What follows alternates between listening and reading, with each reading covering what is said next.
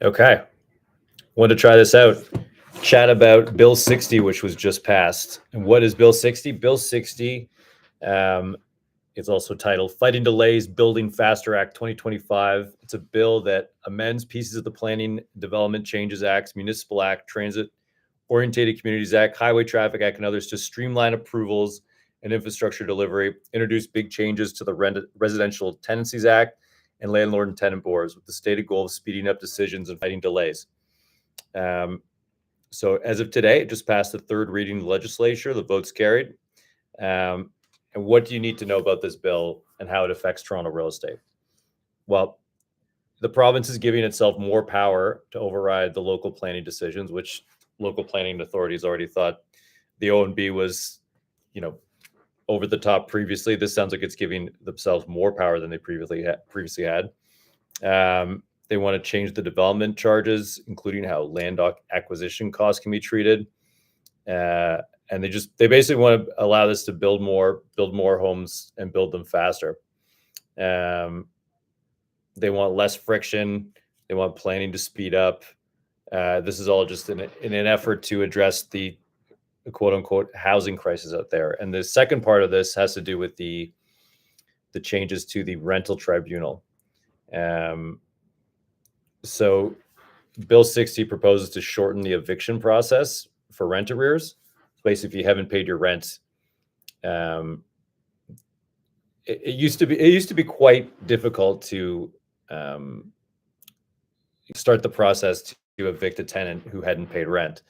So they just want to speed up that process for someone that's not paying, which seems fair. The detractors say that this bill will increase evictions, which it probably will, but to me, it's evictions that should happen. I mean, as a landlord, you're dealing with people. You're putting your faith in these people that they're going to pay and take care of the property. And most tenants are great. Most tenants will do that. However, some don't. And to have the ability to evict these people faster, these bad actors, to evict them faster, and to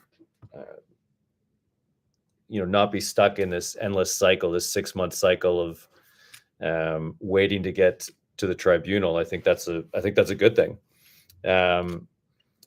This bill limits how much time tenants have to request a review to the landlord and tenant board. Restricts tenants from raising new issues like maintenance problems at a rent arrears hearing. So, they could be there for not paying their rent for months and then say, the radiator didn't work, so I should be able to stay.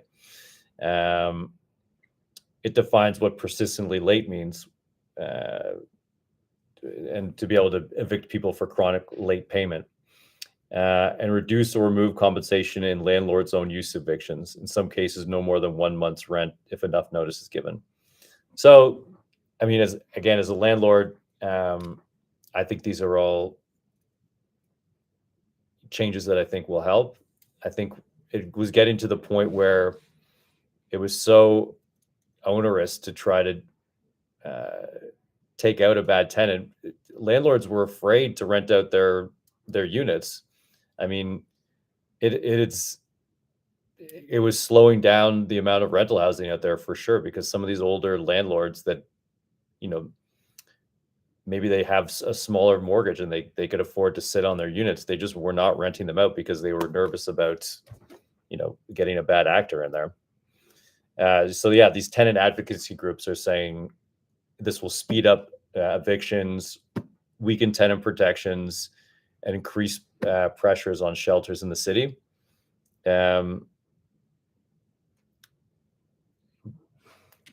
Maybe we'll see. I suppose time will tell. What I'm noticing as a landlord is my rents are down even from a year ago. I'd say about 10 to 15%, depending on the unit. So, more rates have gone down, which is good. So if you have any variable rate debt, that's gone down. But the rates aren't down, 10 to 12%. So landlords do have it tough out there. I know it's hard to cheer for a landlord or to root for a landlord or to think of them as, the aggrieved party, but it's been tough out there for landlords, especially with a very tenant friendly landlord and tenant board. So it's not flipping the scales. I think it's trying to balance them out, and it's trying to unclog the landlord tenant board, making it faster and easier to evict for non-payment. So this is good news, I think, if you're a small landlord who's been stuck in limbo. It does weaken some of the tenant protections, which some of these advocacy groups are concerned about. So from an investor perspective, which I'm looking at, things got a bit better. So I think overall in the country and the province, the mandate out there is to build more rentals. So any bungalow that's out there right now, we have a great bungalow for sale right now in Etobicoke for $899. You could build a fourplex on there tomorrow. That used to be impossible. You could never build a fourplex in a residential street like this, but now you can put one up right away. No questions asked. The neighbors cannot stop you. This is the mandate. Rentals, because of the condo market right now, because the new construction condo market is so poor. A lot of those are being flipped over to rentals. So we're having more rentals come online in the next few years than we have in years. So what do I think this will do?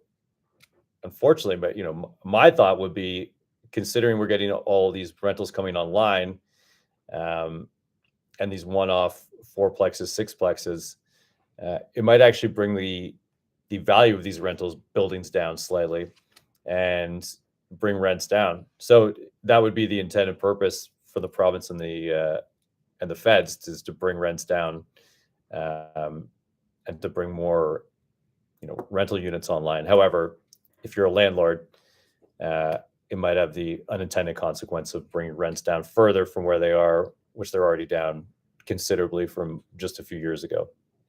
I also want to talk about the market. What I'm seeing out there as an active agent, I had a very, very busy September and October.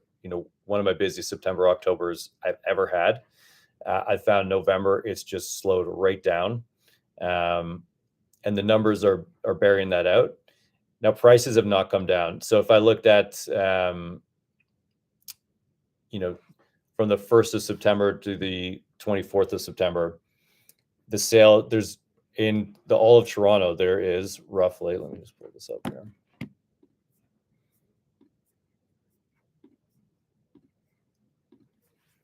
Had it up here. This is live. This is the magic of live.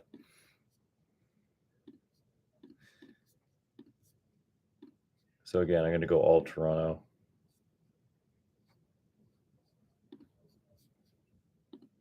Unavailable freehold. And then I'm going to go sold date.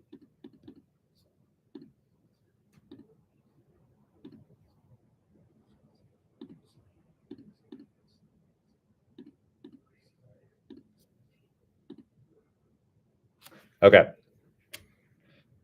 From September 1st, 2025 to September 24th, 2025, in the city of Toronto, there were 803 sales in the city. So how does that, and then let me just go to the stats here.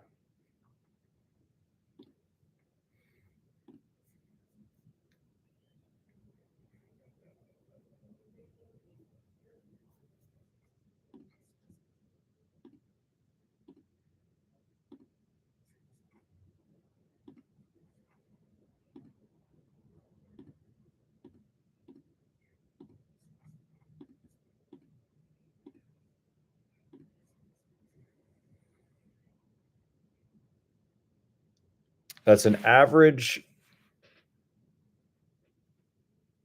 sold price of $773, an original list price of just under 800. So just over 800 sales. Now let's check that same time in November. So from the 1st to the 24th, which is today.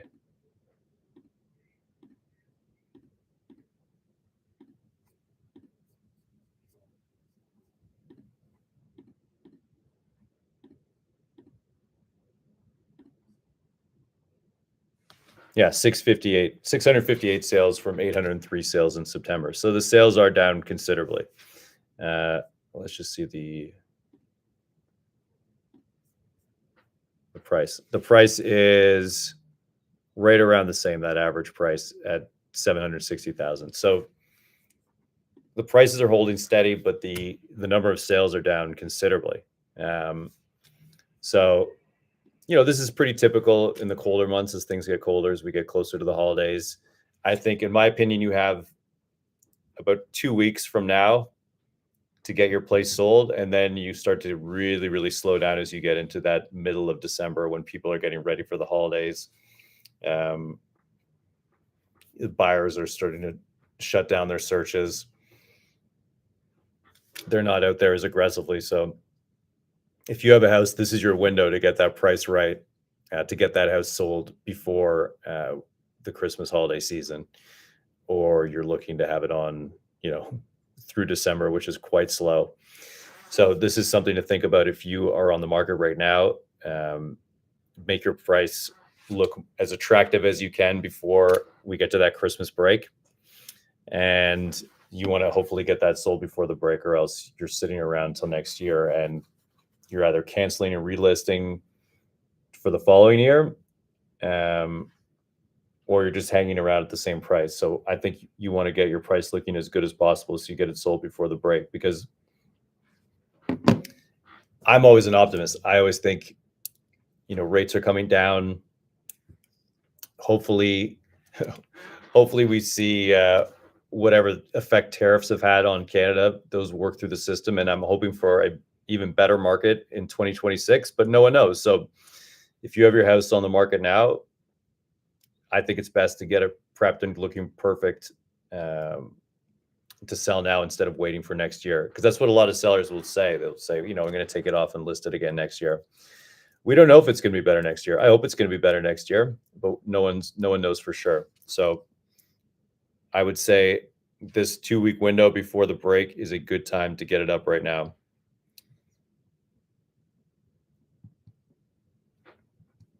Anyway, just wanted to come on, chat about Bill 60, give you my thoughts. If you have any questions about rental properties from a agent's perspective, from a landlord's perspective, please feel free to reach out. Thank you.